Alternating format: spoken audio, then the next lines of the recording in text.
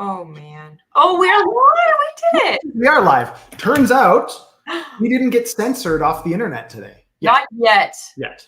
Watch your language. We still have plenty of time for that, though. Agent J was chatting in the comments here on YouTube. Free Duref. Yeah, I agree. I think we should free Duref. This whole attack on free speech is kind of crazy. Macron came out with some BS response to it today. That it's not political, yada, yada, blah, blah. Yeah, sure. Has nothing to do with Russia, for sure. Just like his wife isn't actually a dude, and there isn't a bunch of videos of him making out with other men online. Do you want to get censored? I don't really care. They can censor us. Censor me, man! We're going to be talking about that today, though, because honestly, there's not a lot of news about Durev. It's just that it happened.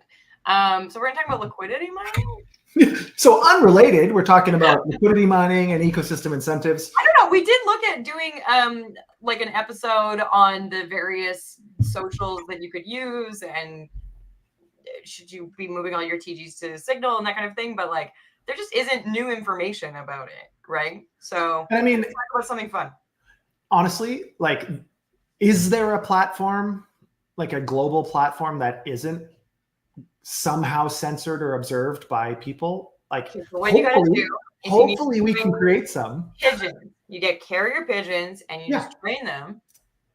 I don't know why this is so complicated. Do you remember? BS is an understatement. Yeah, I know. I'm trying to be neutral as much as I can, Agent J. But it is. I don't pick them off today and talk about liquidity mining on my own.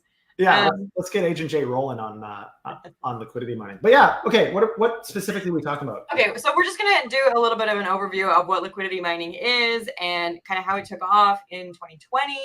I'm hoping that you'll walk us through really briefly how it works, step by step, what people might expect if they're gonna try liquidity mining. And then we're gonna talk a little bit about some of the liquidity mining programs over the last couple of years, what you might have seen, what kind of news you might have seen, how big those markets are when they launched. And then we're gonna ask ourselves if liquidity mining is dead and what other type of ecosystem incentives might exist. Spoiler, I don't like liquidity mining generally as a rule, but excited to talk about it. Let's go.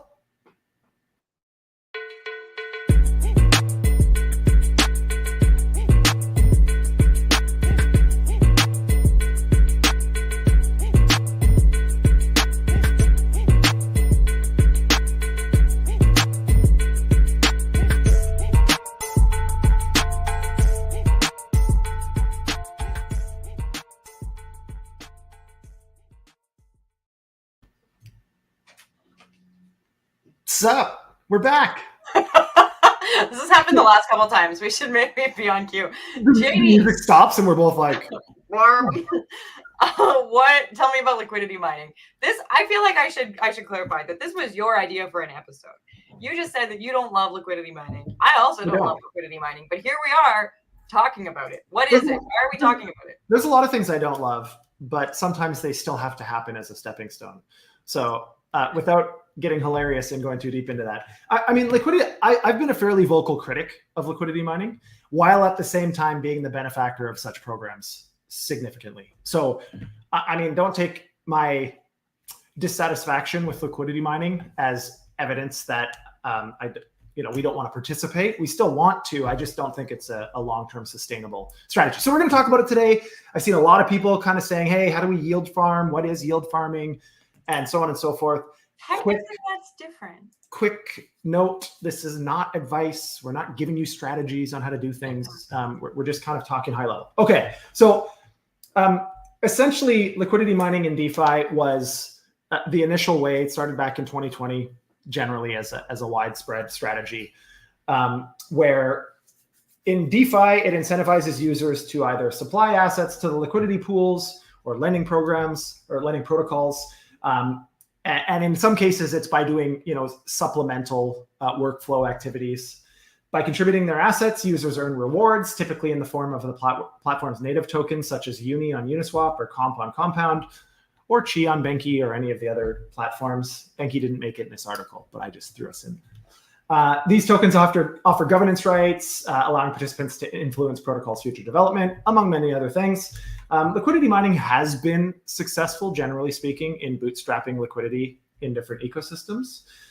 We saw a huge surge in DeFi summer of 2020, and then the subsequent kind of year and a half. that a lot of DeFi was, starting to get some traction and grow a little bit. But what we've noticed is that when the liquidity mining stops, often all of that exciting activity starts to dwindle for obvious reasons. But I think one of the challenges with DeFi currently, without the proliferation of real world assets, is it's very hard to find sustainable and significant real yield on most of these assets, yield that isn't inflationary by nature.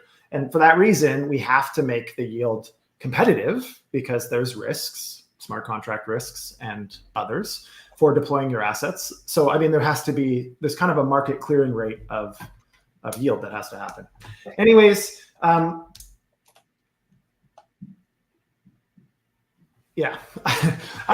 I don't want to beat the dead horse too hard here, but one of the things that I think is interesting about this conversation of liquidity mining is that, okay, it came up in 2020. 2020 was DeFi summer. People were stoked about making cash, right? In DeFi summer, people were excited about participating in protocols, but participation at that time literally meant just yield. And one of the things that liquidity mining has been able to continue to do is provide some level of utility for things like governance tokens or community tokens, which is what we talked about in a couple episodes ago about governance. But that gets a little bit convoluted too, because are you really participating for governance or are you really participating for liquidity? And how do you know that people who are liquidity mining in your ecosystem are good actors, right?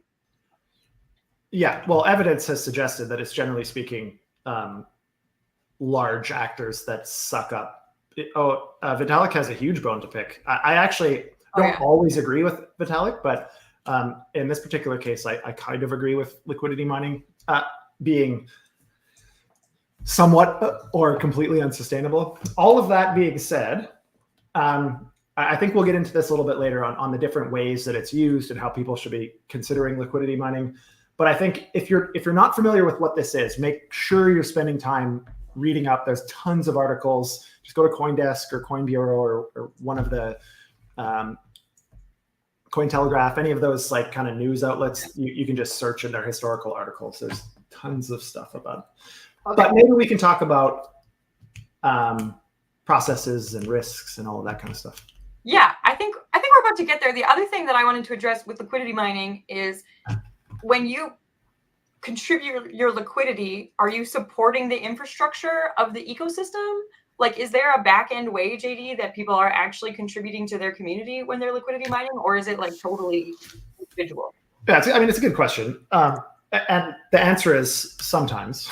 It depends what the asset you're earning is and what you do with it and so on. But generally speaking, what most people do is they accumulate the liquidity mined asset until they believe that asset is now crossed over the tipping point and starting to go down in value. What happens then is everybody starts to sell quickly, and it creates this cascading decline in the asset value. So it's really good to get liquidity in the first place, which helps the ecosystem. How this all started, well, not how it all started, but one of the main mechanics of why this happened was DeFi, being composable, ideally composable, has a lot of dependencies on other protocols and other liquidity requirements for each individual protocol to work. And so as an example, a lending protocol can't function without enough DEX liquidity to facilitate liquidations. And so an example is we, as lending protocols, may actually give some of our protocol tokens out to encourage liquidity on DEXs, as an example. So yes, in many cases, liquidity mining is kind of the bribe, so to speak, or the carrot to get people to do what the ecosystem needs. Generally speaking, there's some other ones. There's liquidity mining on liquid staked assets in some cases, and that, in fact, does encourage people to contribute to the underlying network security and decentralization. Right. Obviously. Okay, maybe to get a better understanding of this, can you walk us through how it works? Like, I pick a platform, and then what? Yeah. Okay. So, I mean, essentially, there's two ways to approach this. You can approach this where you first seek out what you think are the best yields, and then find the ecosystems and the protocols surrounding that you can participate in, or you figure out what you're trying to do in the first place. If your goal is to borrow lend, or if your goal is to supply liquidity on a DEX or on a perp protocol or some other version of DeFi, then, I mean, obviously you're going to want to look at those protocols first. But generally speaking, you pick some sort of DeFi protocol that you're starting with. Make sure you understand the risks. Make sure it lines up with your tolerance and your investment strategies, et cetera, et cetera. Then once you're on a platform, then you can look through the specific pools or strategies that they have and figure out which ones have additional yield. Okay. Now, you might look at this again 2 ways: assets I already have or assets that I could buy to participate. And neither is necessarily better per se. It really just depends on where the opportunity lies, your comfort and understanding of the underlying asset, and your belief in its likeliness to hold some value over a medium time horizon. This is kind of what you're looking at. Once you deposit, it'll tell you, all of these protocols will tell you if there's additional yield beyond the kind of native built-in yield in the protocols. It'll tell you, what percentage is being added as a consequence of liquidity mining and so on. And then of course you're earning rewards. That's liquidity mining is kind of a reward structure. Agent J, I'll get to that in a sec. Essentially you're participating in a reward structure, the carrot. And at some point you're gonna, when either the yield goes down to a place that it doesn't offset your perceived risk, then most people will exit that position, which is exactly the problem with liquidity mining, in my opinion. Anyways, Agent J says, a lot of folks have issues with LM, but how would you describe incentivized network participation? Yeah, I think that's a good question. I don't think most are altruistic, to be honest. I think most of us, myself included, first and foremost, you're looking out for your own portfolio. So, I mean, there's a few people that are absolutely altruistic and we love them, but most of the people in this space are here to make profit. Most businesses were established to make profit. I think it does incentivize network participation in many ways. And there's other ways to do this. You've seen other campaigns that are something similar. The early launch airdrop campaigns are kind of part of it. You're essentially liquidity mining by doing certain tasks and activities on the network. And then they're saying, okay, you've qualified here. We're going to give you some governance tokens or whatever. But yeah, this is a good question, but we're going to talk about it a little bit more, Agent J, as we go on, because liquidity mining is kind of selfish by nature because you want to have yield, but also you can't have yield unless others are participating in the ecosystem as well. So how do we incentivize people participating in all the ecosystems, right? So the original, correct me if I'm wrong, but what I read today is that the original liquidity mining was Uniswap. So they had an airdrop in 2020 and distributed 400 Uni tokens. Yeah, it was pretty crazy. So any wallet that had interacted with Uniswap since day one was entitled to a certain amount of tokens. And I think there was more than just, I think 400 was the minimum. Had you interacted with Uniswap at all, you got 400 tokens. But I think based on volumes and stuff, there was people getting 6-7 figure airdrops from Uniswap early. Well, also APY was everywhere in 2020. So like, it didn't really matter how much you got. Everything was just going bananas. That's the one time that this is kind of a random point, but that's the one time that I've timed to the top of the market perfectly. Wow. Didn't mean to. I think I was the top tick on Binance for the Uni tokens. Anyways, I mean, there's been a lot of examples. Uniswap is the most obvious, I think, that most people were aware of. Compound, Balancer, Curve, some other platforms have all done. Actually, I don't know if Curve did. Actually, I want to jump into what some of these different platforms did. So it's a little bit lower down, but basically someone started it, probably Uni as far as we know, and then people jumped on for years to come. So the most recent drop that was specifically liquidity mining that people said out loud was liquidity mining was KyberSwap on Arbitrum. And so they had 70,000 KNC tokens allocated specifically for liquidity mining. And that was in 2023 and is still going on. Yeah, like a lot of DeFi protocols, here's the problem, right? Is DeFi is not sustainable without liquidity mining currently. Almost every iteration of DeFi doesn't work without liquidity mining because the obligation to add liquidity comes with an expectation of certain yield. And that yield just isn't naturally available on chain. So, I mean, you would think that you do these campaigns for a little while and then you taper off and eventually you get to market maturity or protocol maturity. I don't see that as being the case. Pretty much every protocol that exists in DeFi, with the exception of a few that are out of tokens, still do liquidity mining. We do still on Benki as a protocol. Also, the ecosystem, Avalanche, we're going to talk about that later, still has liquidity mining, new liquidity mining incentives. So another one that's big right now is Shimmer. They had 1 million in SMR tokens, and that just ended this year. It was January to March. So what's the deal with some of these shorter term ones? Like Arbitrum, Hyperswap on Arbitrum is ongoing, whereas Shimmer has this specific window. How do those work differently within the ecosystem?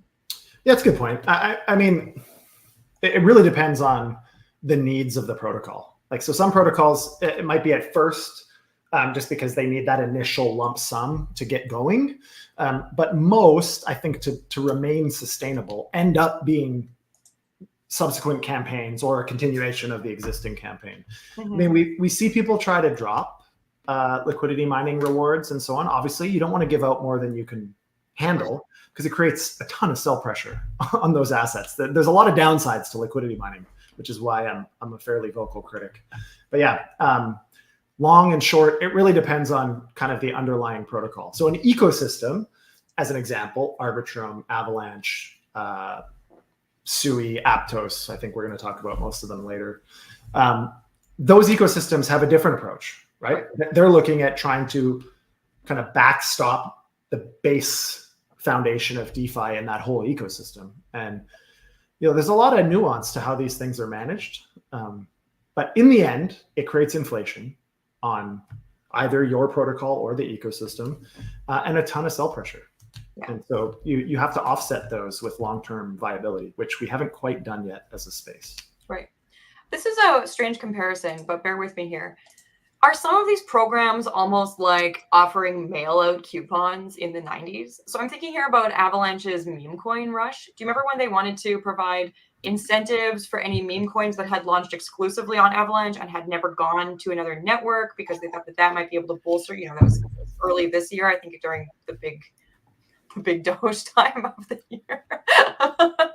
But to me, some of this looks like, hey, if you come exclusively to my store, I can offer you this coupon that no one else can offer you. And then we get other ecosystems trying to match those incentives, very much like price matching in a more Web 2 style world or pre-web world. Yeah, I mean, a lot of that's, I suppose, semantics. It's all ultimately at the same end, with the same end goal. We're trying to get people to do certain activities that the business thinks will create greater sustainability and profitability, period. So whether that's giving people coupons, loyalty discounts, membership cards, you know, additional protocol tokens, ecosystem tokens, whatever that is, it's all just kind of different flavors of trying to do the same thing. So it's not like liquidity mining is the first and only example of this. Yeah. To your point, coupons. You remember Maxwell House back in the day? Yeah. Excuse me.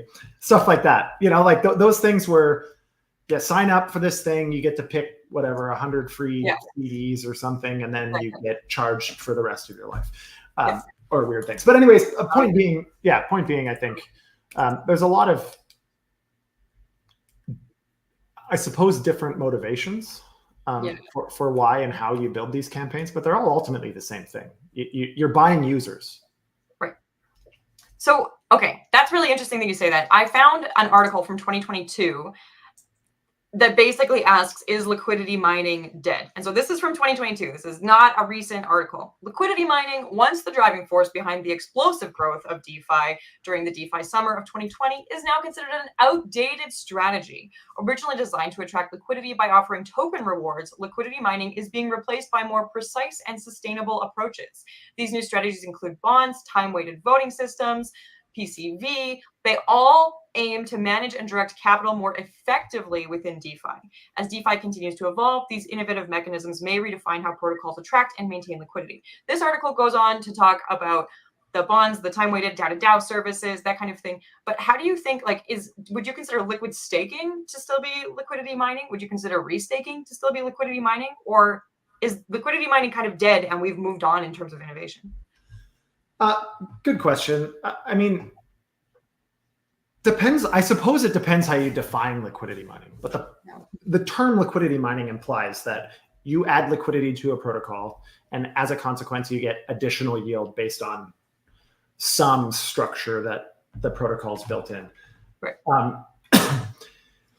Liquid staking is different because it's in fact a core component of proof of stake blockchains, that there's yield that goes out to validators, obviously for securing and validating the network. And if you delegate some of your assets to said validators, there's a part of their yield that comes to you. It's kind of straightforward. I suppose by basic definition, it could be considered a very long-term under the radar liquidity mining program because it is inflationary generally on the L1. But yeah, there's a lot of liquidity mining layered on top of that, generally speaking. So you'll see, on Benki as an example. Actually, I don't know if it's on Benki right now, but using Benki as an example, there's been many times in the past that our liquid staking asset has had additional yield when deposited into Benki. Again, we're liquidity mining, which indirectly encourages people to liquid stake more, hopefully, and in that event, increase and contribute to decentralization and security of the network. So, I mean, in that particular case, yes, I suppose by definition, it probably still could be following the daisy chain liquidity mining. But I think that one is a little bit more fundamental to the design of the function of blockchain in general. Okay. Liquidity mining on other protocols is really just buying users. Honestly, we're buying users. Okay, so some liquidity mining is buying users, but also the more people you get on your chain, the longer it can last, or on your protocol, the longer it can last. The more people you have involved in the ecosystem, the better the liquidity. So it's kind of buying users, but it's also kind of creating community. And maybe that's why we saw builder grants become so popular. Trying to do the same thing. Yeah, I mean, it's an interesting industry in that people can raise money based just on ideas. I would argue that's coming to an end, hopefully. Yeah, so. But I mean, for many years, people have been able to raise millions, tens of millions, even hundreds of millions on literally a concept. And I think there's a lot of gimmicks. A lot of these L1s are like, oh, we'll give you all grants to come build on our ecosystem. And we've learned that a lot of those grants that are given out never turn into anything. It's just money that goes nowhere.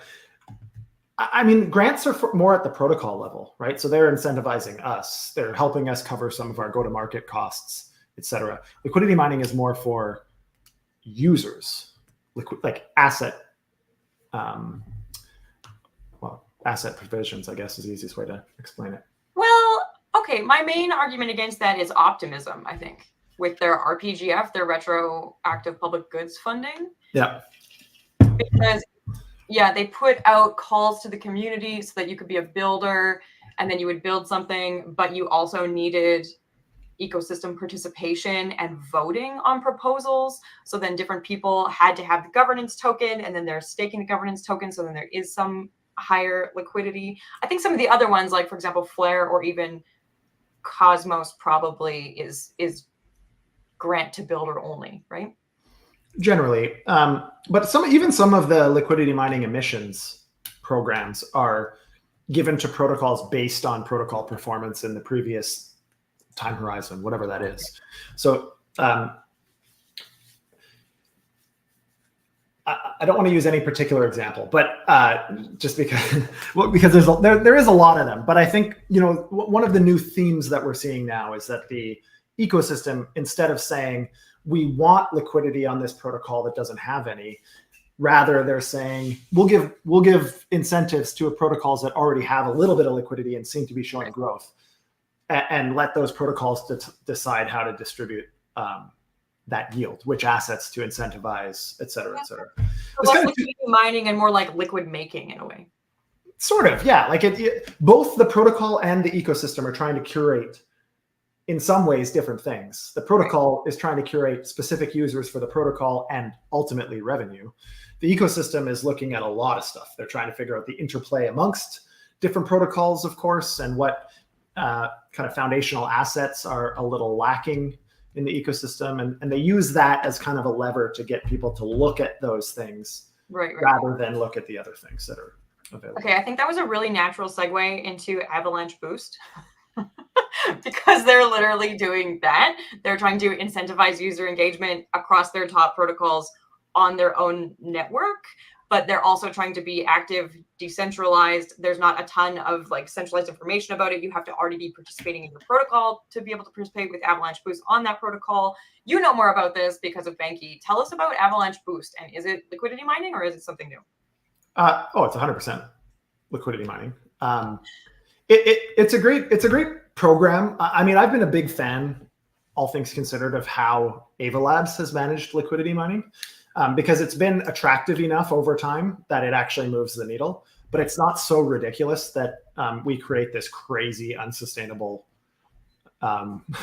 expectation from people. So Avalanche has done a really good job. Now, and we've also been the benefactors significantly of Avalanche. As an example, when we first launched Banky, we were given a fairly large amount of liquidity mining, and it allowed us to create these exceptional yields. Mm-hmm. So we got almost 4.5 billion in TVL based on pretty much that alone, the additional yield in liquidity mining.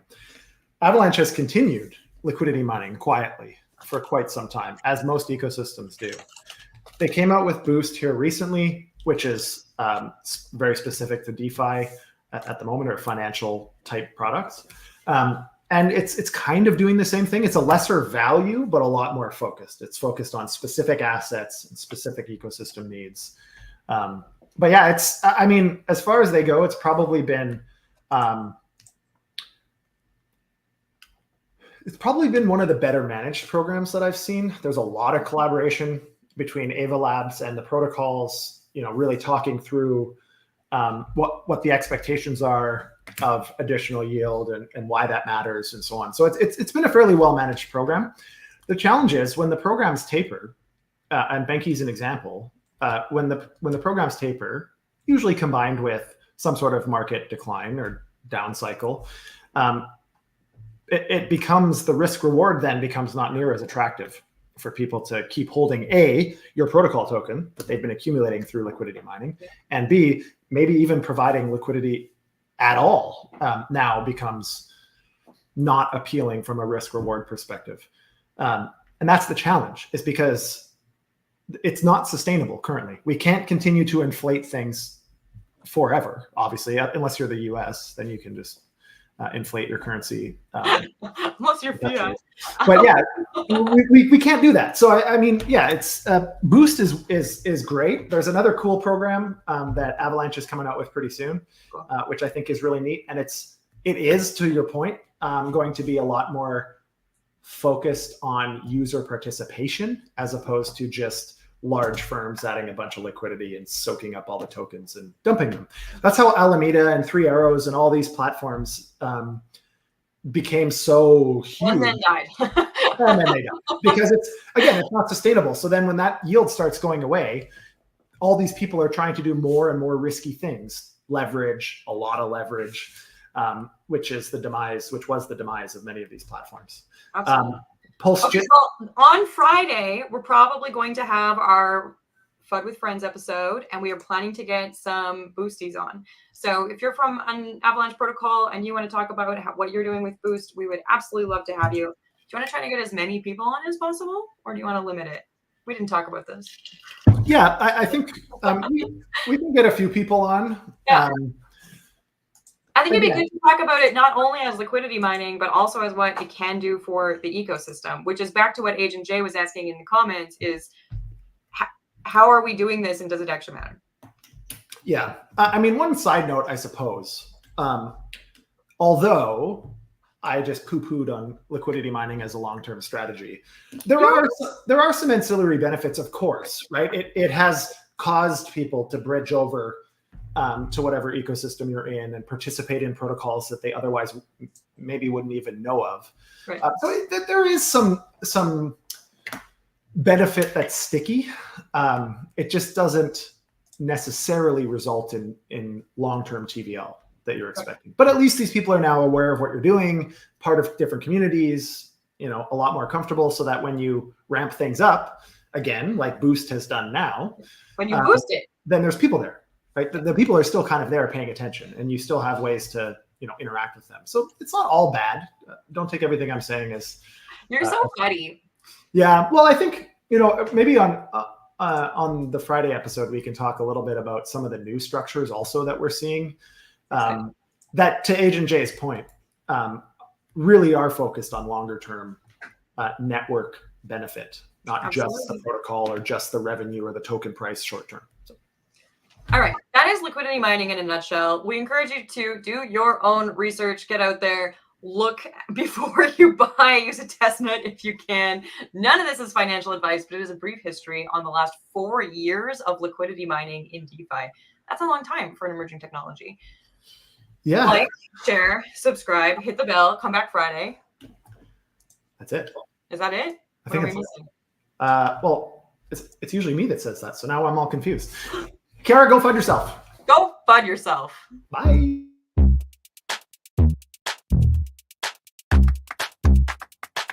With that, I have to say, go FUD yourself. Go FUD yourself. Go FUD yourself. Go FUD yourself. Go FUD yourself.